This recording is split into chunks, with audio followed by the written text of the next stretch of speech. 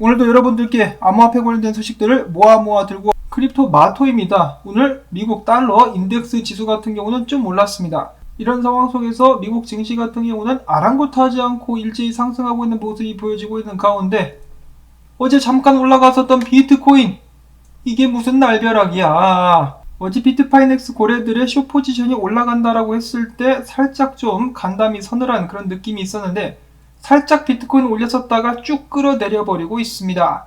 고마해라, 많이 묵었다 이 시기들아. 잘못된 비트코인이 떨어지면서 기분이 약간 우중충한 가운데서도 오늘 정보들 일단 들어봐야 되겠죠. 첫 번째 소식은 국내 소식입니다. 한국에서 5번째로 큰 것으로 알려진 우리은행이 이 암호화폐 비트코인 수탁 사업을 준비하고 있다. 제가 사실 이 정보 자체는 어제 영상을 만들기 전에 들었었습니다. 그럼에도 제가 포함을 시키지 않았었던 이유는 이것이 구라라고 생각을 했었기 때문인데요. 과거에도 한국에서 어떤 발표를 하게 되면 그것이 와전돼가지고 잘못된 방식으로 기사가 나온 적이 있었기 때문에 당연히 뻥이겠지라고 생각을 했었던 것이죠. 자, 그런데 진짜라고 합니다. 우리은행이 블록체인 업체인 코인플러그와 함께 파트너십을 맺고 암호화폐 수탁 사업, 비트코인, 이더리움 등 가상자산을 외부 해킹이나 보안키, 분실 같은 위험으로써 안전하게 보관할 수 있고 디파이까지 제공할 수 있는 다양한 서비스를 준비 중에 있다는 것이죠. 이 기사가 확인되는 순간 저는 어처구니가 없어가지고 허탈한 마음을 감출 수가 없었습니다. 이러한 새로운 암호화폐 관련된 서비스를 제공하기 위해서는 당연히 당국의 허가가 있어야 되겠죠. 금융당국이라든지 허가가 있어야 될 것 같은데 앞에서는 암호화폐는 휴지 조각이 될 수 있다. 가치가 사라질 수 있다. 그리고 은행들로 하여금, 아니죠, 은행들과 함께 무슨 자금 세탁이라든지 불법 거래 어쩌고저쩌고 잔뜩 겁을 주고 뒤에서는 은행으로 하여금, 우리은행으로 하여금 암호화폐 관련된 수탁 서비스를 허가해준다. 이것들이 그냥 호박씨를 제대로 까고 있구나라는 생각을 다시 한번 하지 않을 수가 없었습니다. 이 양아치 새끼들.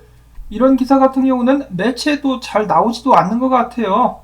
온갖 안 좋은 기사만 퍼뜨리니까 사람들은 비트코인 이거 사기야, 가치가 없는 쓰레기야, 이봐 정부에서 다 단속하잖아, 이런 식으로 생각을 하면서 관심이 돌아가고 있는 사이에 얘네들은 깊숙하게 자리를 잡고 장사 준비를 하고 있다. 이 기관들이 하는 말을 듣지 말고 그들이 하는 행동을 보라는 말이 괜히 나온 게 아니죠. 에라이 더럽고 추잡한 놈들아. 자, 그 다음에 2년 전까지만 해도 CBDC는 필요 없다라고 주장했었던 한국은행 CBDC를 만든다고 발표를 한 후에 모의 실험을 진행한다라고 하니까 3개의 대기업들이 입찰 경쟁을 벌였다라고 합니다. 그들 이름은 네이버, 카카오, SK그룹이라고 하네요. 과연 한국은행은 어떤 업체를 선택하게 될 것인가? 즉 어떤 업체가 더 강한 연주를 가지고 로비를 많이 할 수 있는가? 여기에 달려있지 않나 라는 생각을 해봅니다. 다음으로 계속해서 난항을 맡고 있는 바이낸스. 지난 5월 비트코인이 심하게 떨어졌을 때 서비스 중단 사태가 나면서 이 때문에 많은 돈을 잃었다라면서 최근에 영국에서 집단 소송이 제기가 됐었는데요. 영국에 이어서 일본 및 다른 나라에서도 700여 명이 함께 바이낸스를 상대로 한 소송을 준비 중에 있다고 합니다. 지금 보니까 이탈리아에서도 유사한 소송이 진행 중이라고 하네요. 이러다가 소송이 전 세계 더 많은 국가로 퍼져나가게 되는 것은 아닌가라는 생각을 하지 않을 수가 없겠는데요. 이러한 와중에 바이낸스의 주요 결제 파트너이자 글로벌 결제 솔루션 제공업체인 클리어 정션이 바이낸스와의 파트너십을 종료하겠다라고 밝혔습니다. 이유는 바로 영국 금융감독청의 경고 때문이라고 하는데요. 갈수록 위기에 몰리고 있는 바이낸스. 짜오짱펑은 과연 이 위기를 어떻게 극복해낼까요? 다음으로 아이오타 관련된 소식. 아이오타 커뮤니티가 아이오타 NFT 마켓플레이스를 출시하겠다라고 밝혔습니다. 다음으로 해서 최근에 레이어2 업데이트 발표와 함께 강세를 보였었던 신세틱스, 레이어2 거래 같은 경우는 이번 달 마지막 주부터 시작하게 될 예정이라고 하죠. 뉴스에 사서 출시에 팔아라 라는 말이 있는데 과연 토큰 가격이 어떻게 될 것인지 지켜보도록 하시고요. 다음으로 이어서 테조스가 국내 업체인 엠블과 파트너십을 체결했다고 합니다. 엠블은 2018년에 블록체인 기반 승차 공유 서비스인 타다를 설립하고 동남아 전역에서 100만 명 이상의 회원을 확보하고 있는 회사죠. 이 두 회사는 테조스의 프로토콜을 통해서 합류되게 될 것이며 결과적으로 매우 성공적인 데이터 회사가 될 것이라고 엠블의 대표는 이야기를 했습니다. 다음으로 해서 미국 변호사 제레미 호건이 이야기합니다. 포카닷 같은 경우는 ICO를 진행을 했기 때문에 나중에 SEC로부터 증권법 위반 피소 가능성이 다른 코인들보다 상대적으로 크다라고 밝혔습니다. 자, 예를 들어 유니스왑 같은 경우는 ICO를 하지 않았고, 칼다노 같은 경우, 에이다 같은 경우는 ICO를 진행했으나 참여한 사람들이 대부분 일본 사람들이었었다. 근데 포카다 같은 경우는 ICO를 투자계약처럼 미국인들을 상대로 많이 판매를 했기 때문에 나중에 SEC한테 갈굼을 당할 가능성이 있다라고 하고요.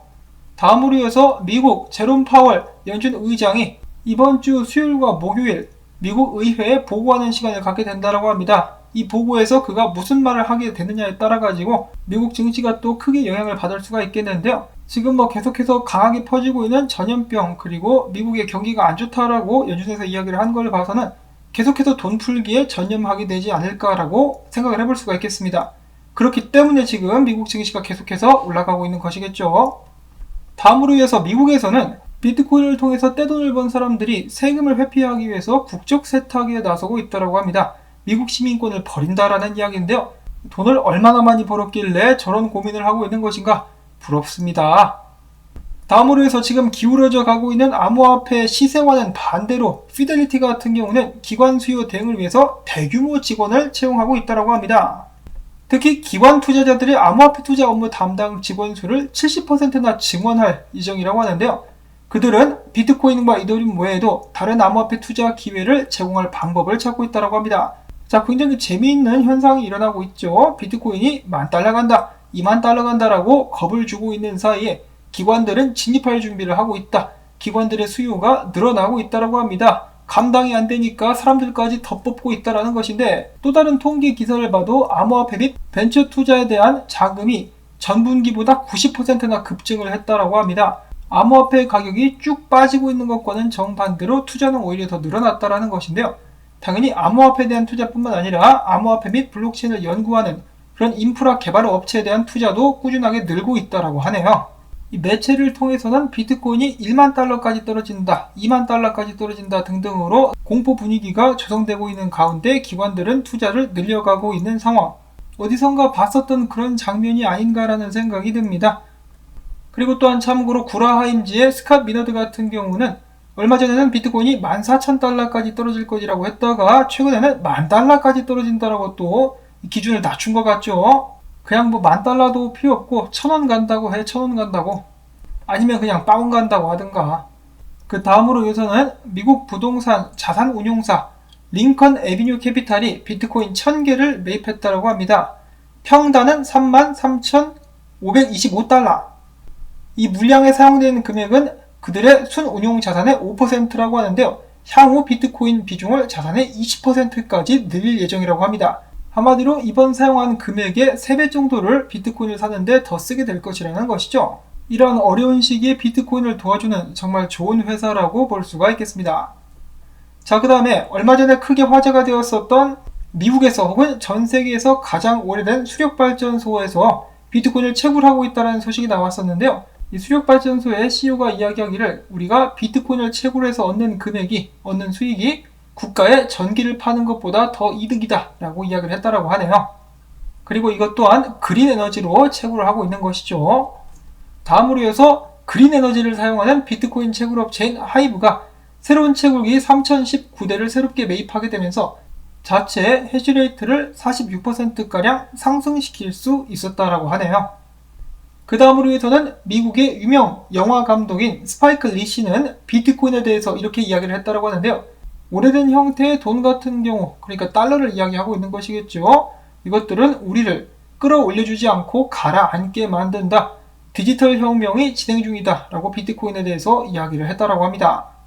비트코인에 대해서 좋은 이야기를 하건 안 하건 그것을 떠나가지고 어느 정도 생각을 하는 사람들은 법정 화폐와 양적 완화가 사람들의 삶의 질을 더욱더 떨어뜨려 가고 있다는 것을 전부 다 인지를 하고 있는 것 같죠.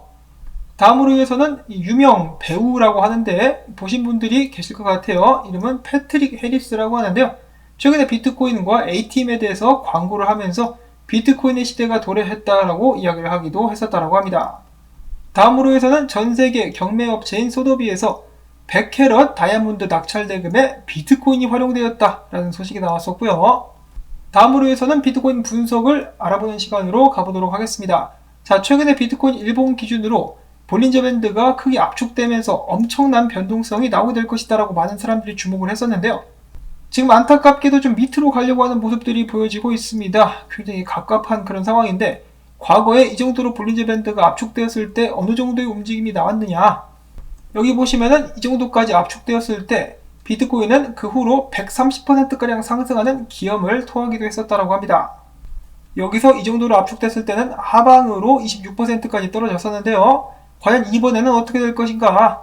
결국 하방으로 떨어지고 말 것인가? 아유 짜증! 이런 와중 속에서 최근에 암호화폐 거래소들 내에 보유하고 있는 비트코인 물량이 2021년 이래 최대치로 떨어졌었다. 나름 긍정적인 소식이 나왔었는데요. 이 소식이 나오자마자 이 고래들이 비트코인을 암호화폐 거래소들로 보내고 있다라고 크립토 퀀트에서는 이야기를 했습니다. 지금 보시면은 고래가 입금하고 있는 비트코인 물량인데요. 올라갔을 때마다 비트코인 가격은 떨어졌음을 알 수가 있습니다. 근데 이것들이 이번에 또 대량으로 입금을 했다는 것이죠. 그래서 이번에도 다시 한번 강력한 하방 압력이 비트코인에 가해지게 되지 않을까, 많은 사람들이 조마조마하면서 이 상황을 지켜보고 있습니다. 조마조마하기보다는 쇼 때리려고 노리고 있겠죠. 근데 가만 보면 이 우 블록체인 이 자식들 같은 경우는 숏에 베팅을 많이 했는지 계속해서 안 좋은 소식만 들고 오죠. 확 그냥 숏 치다가 뚝배기나 날아가 버려라. 계속해서 비트코인이 제대로 된 반등을 해주지 못하고 지지선을 때리니까 많은 분석가들이 하락으로 돌아서고 있습니다. 유명 분석가 맥 같은 경우도 24,000달러까지 가는 건 시간 문제인 것 같다라고 이야기를 했었고, 여기에 동의하고 있는 체드라든지 여러가지 분석가들의 응답을 살펴볼 수가 있었습니다. 이 비트코인이 36,000달러만 넘으면 강세장이 이어질 수도 있을 것 같은데, 코인텔레그래프의 분석가가 이야기했음에도 불구하고 지금 현재 비트코인은 약세를 보이고 있는 상황. 과연 비트코인에 남아있었던 모든 희망들은 사라져버리고 만 것인가? 와이코프인지 와이프 재책인지 그것도 이제 날아갔죠. 더욱더 많은 분석가들이 하방으로 몰리고 있는 가운데 그래도 남은 희망이 있다라면 비트코인 3일봉을 봤을 때 맥디에서 블리시 크로스, 상승 크로스가 나오긴 했다라고 하네요. 지난 3월 이후로 첫 번째로 나온 상승 크로스라고 하는데 이것이 과연 희망이 되어줄 수 있을 것인가? 아니면 비트코인은 계속해서 2만 달러대까지 쭉 미끄러져 버리고 말 것인가? 과거에 거의 모든 분석가들이 한쪽으로 몰리면은 비트코인이 반대로 가는 그런 상황들도 종종 연출이 되곤 했었는데, 이런 상황에서 비탈릭이 좀 도와줬으면 좋겠다라는 생각을 해봅니다. 이더리움 업그레이드와 함께 이더리움이라도 힘을 내줄 수 있다라면은 그래도 좀 암호화폐 시장이 살아나는 데 도움이 되지 않을까. 근데 떨어지면 어쩔 수 없고요. 아무튼 상황이 이렇다라는 것을 여러분들께 전해드리면서 오늘 영상은 여기서 또 마무리를 짓도록 하겠습니다. 어디로 가게 되든지, 비트코인이 어디로 튀게 되든지 여러분들께서 준비를 잘 하셔가지고 대응을 하실 수 있기를 바라면서, 오늘 나온 정보들 좀 도움이 됐다 싶으시다면 오늘은 토마토밭에 낙지볶음 던져주기 광고 영상 시청을 통해서 부탁을 드리면서 저는 다음에 새로운 소식 가지고 인사를 드리도록 하겠습니다. 안녕히 계십시오.